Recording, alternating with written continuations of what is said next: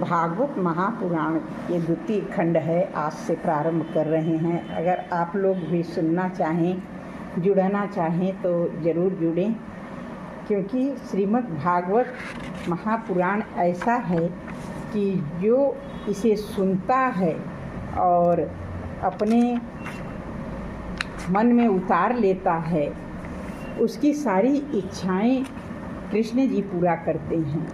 आज हम पहला अध्याय प्रारंभ कर रहे हैं। देखिए, अगर आप लोग हमसे जुड़ना चाहें तो ज़रूर सुने, बहुत अच्छा लगेगा। भक्ति में उतरें और सभी भक्तों से निवेदन है कि श्रीमद् भागवत महापुराण अपने घर में पाठ करें या सुने।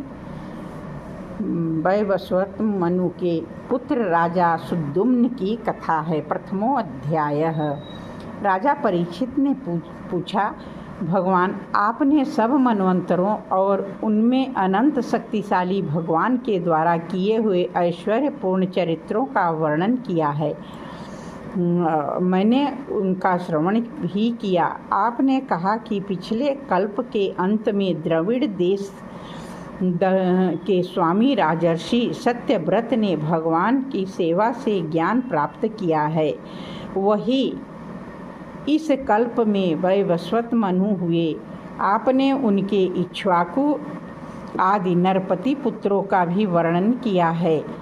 ब्रह्मन, आप कृपा करके उनके वंश और वंश में होने वाले अलग अलग चरित्र वर्णन कीजिए। महाभाग, हमारे हृदय में सर्वदा ही कथा सुनने की उत्सुकता बनी रहती है।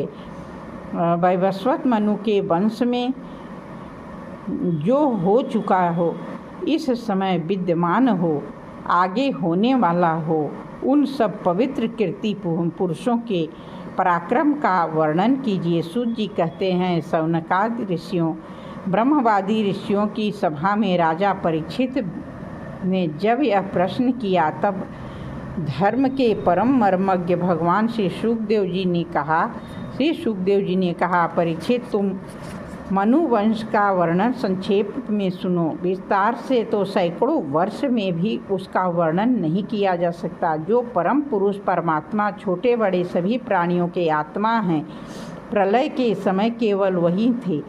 यह विश्व तथा और कुछ भी नहीं था।